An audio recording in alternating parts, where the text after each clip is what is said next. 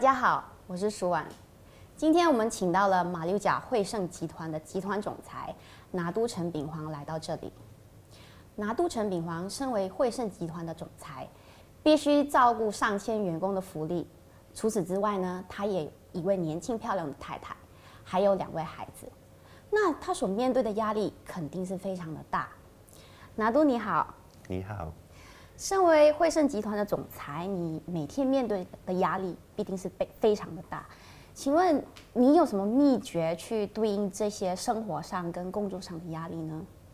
秘诀其实很简单，在我小时候就开始就遇到了师父 Sam Rinpoche， 然后从中他介绍了我佛教，然后也介绍了我一个护法叫做多杰雄登。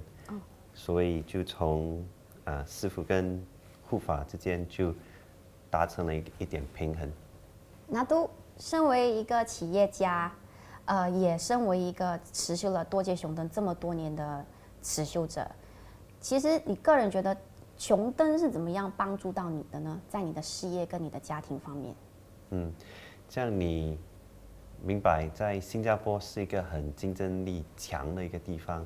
那在04年的时候，多杰雄登就给了我们一个机会，进入马六甲，然后也制造了一些条件给我们的集团在马六甲发展。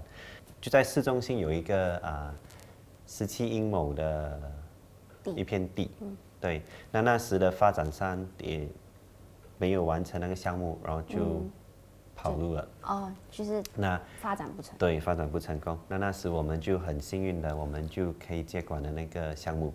04年的马六甲应该是一个鸟不生蛋的地方吧？对。那你们怎么有信心到这一个地方去发展这么大的生意？那时候就像我说的，就师父跟多杰雄登他们2个就给了我们一点提示，让我们知道马六甲是一个很大的潜能、很有发展空间的一个地方。你说的非常对。那时候我们要进入马六甲的时候，每一个人都跟我们讲那里是鸟不生蛋也没有人会要去发展的一个地方。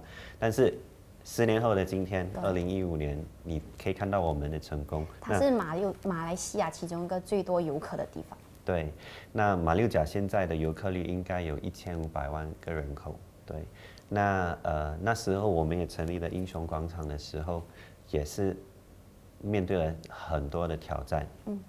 那挑战当中，我们就一样，我就向多杰雄登要求了一些请示。什么类型的挑战？就当然就市政府不批准很多东西。那当然那一边的投资者也对我们没有信心。那完成项目过后呢，我们要带那些商店进来的时候，也是很多人听到马六甲3个字也不愿意进来。但是我们就慢慢的一个一个的去克服。那也是因为多杰雄登的帮忙。然后3年前我们就建立了我们的第一家酒店，就是汇盛酒店。那时我们要成立的时候，我们所谓的我们是指我父亲跟我弟弟，就我们也是没有这方面的经验。但是我们觉得酒店是行得通，因为马六甲就像我刚才说的，接近1500万的人口的话，你那边是不够酒店房间来供应的。汇盛酒店现在目前为止有多少间？704间房。其实是很多，704间。对，那我们简单来讲说，一个5星级的酒店大概就是250到300间，那我们是大概2个半的5星级酒店的规模。那当时经营酒店就不是很我们就不是很通了。那一样的，我们就很幸运的就遇到了请到了对的人，遇到了贵人。那也是经过我们无数的我对护法的请求，然后他就一一的帮我们解答。就第一，当然就是我们的设计方面，他帮忙我们找到对的设计师来帮我们设计。那等要找人管理的时候，很巧的我们就碰到了一个短暂的管理课程，让我可以过去学一点。同样时间让我请到了一个好的总经理来管理酒店，所以一样的问题就迎刃而解。就是因为我对护法的信任。所以其实目前为止，惠盛酒店在马六甲是数一数二非常成功的一间酒店吧？可以这样子说。那我们我们也是很幸运的，从经营到现在，我们的平均住客率都有88%。哦，那是非常高，对，非常好的一个成绩。一间酒店来讲，对，拿督，我们看到惠盛集团其实跟其他一些集团不同的地方，就是你们其实也进行了很多的公益活动。为什么你们会有这样子的一个理念呢？就是回馈社会的这一个动作。就像我早前说的，我从小就认识了师父，也受到了师父的教诲，还接触了佛法。那从师父当中，我把他当成是我的榜样，然后也同时看到他这样子对待他身边的人，还有一些他根本都不认识的人。那从他的慈悲心那边，我也学习了如何这样子赚钱，同样的时间还回馈社会，甚至于帮助一些对我们来说是不认识的完全都是陌生的人。就因为这样，所以才形成了我们惠盛集团的其中一个理念，那就是回馈社会。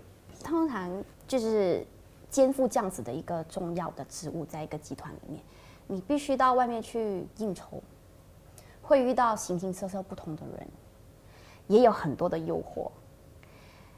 护法有没有在这一方面帮到你，或者是你是怎么样去平衡？护法方面就会帮忙我，让我看每件事情都有点比较透彻了一点，比较清晰的一点。当然，实际上来讲，也不可以完全说是护法在用这微妙的手法来帮忙到我。其实也可以说是师父方面也是有帮到，就因为我沟通是跟师父沟通嘛，就他一定会给我一点生活小提示，比如说要这样子孝顺父母，要这样子照顾家庭，要这样子，当时还年轻就怎么样教育方面要这样子，平衡自己。当然叛逆期的时候也教了我说要怎么样控制一下自己的情绪、脾气，还有以外的诱惑，这样子。那当然，受到师父的教诲之后，每次回去就一定会向着护法，就诚心的拜了，就有一些问题呀，生活碰到的困难啊，还是什么，都会向护法稍微的倾诉一下，这样子。因为我不是24小时看到师父嘛。对，可是护法他不会跟你讲话，所以他是用什么方式来回答你这一些问题或者是请求？这个问题问得非常的好。其实每当我诚心的坐下来静坐，还是向他诚心的拜拜的时候，他都会以很奥妙的方式来给我比如说，就我有一个问题，我心里在想着，然后当我在念他的咒语的时候，我会慢慢在念的时候，我就会慢慢的得到我所要的答案。当然，如果有时候我自己脑袋不是很清晰的话，这样我会以另外一个方式来得到我要的答案。比如说我父亲可能就会打个电话给我，跟我讲，你应该是这样子做。或我碰到了我的朋友还是我的弟弟还是我妹妹，他们都会给我一点点的小提示，让我知道其实就是我在所找的答案。就是我们所讲的遇到贵人。对，但是我深信是护法用他们传达讯息给我。对，对于你维持你的家庭生活，他怎么样让你找到一个平衡点？因为你生意很忙，可是家里还有妻小。对，就工作上面肯定有一定的压力，然后回到家也是要照顾家人当然我要照顾我的父亲我要照顾我老婆我要照顾我的孩子那每当碰到这些不愉快，还是有一点比较压迫的感觉，还是压力的时候，我都会就坐下来，就静静的静坐或拜拜，这半个钟、1个钟左右，就让自己比较压力比较舒缓一点，让自己可以比较清楚的知道接下来要怎么走。就每当我碰到一点压力，我都会向他，就像我讲，我就会向他请示啊，还是向他就向他讲 complain 一点。所以基本上一路走来，从你成长的过程里面，我们都知道15、16岁就是非常叛逆的时候，至少有了佛法，有了这样子的一个持修，你能够很清楚的看到说什么东西应该做，什么东西不应该做，一直到你肩负总裁这一个职务，他通过不同的方式给你不同的指示，或者是一些小贴士，解决你工作上的问题，兼顾到你的家庭跟你的孩子，还有事业，还有父母。其实护法都是通过这一些方式来帮助你。我们也听说到了，有些人说这个护法不是很好，是一个充满争议的一个护法。这种说法对你来讲有什么影响吗？对我本身来讲，影响其实不是很大，因为这些争议，严格来讲，在新加坡还是在马来西亚都不是很大的一个问题。而且，就像我刚才跟你说的，我16岁就开始修多杰雄登这个护法。那从我16岁到现在，我33岁了，从来也没有碰过任何的问题。每当我有问题，我都会就向他拜一下，还是向他请示一下，我的路都会走得非常的顺，也没有说什么特别的。朋友当中也没有人向我说这个护法不好还是什么这都没有。谢谢你今天来这里跟我们分享你跟护法的一个经验。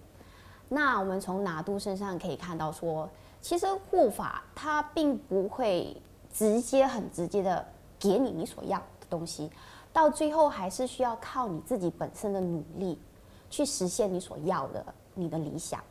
但是它能够给予的是你心灵上面的一些支持。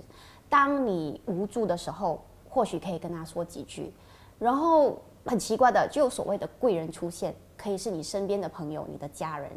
那除此之外呢，他也能够让你在很压力的时候，在持修他的心咒的时候，安抚你的情绪，以更加清晰的思维去做出一个决定。